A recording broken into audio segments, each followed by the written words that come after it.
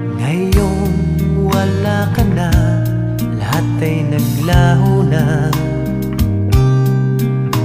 Buhat ng mawalay, nawalan na ng pag-asa.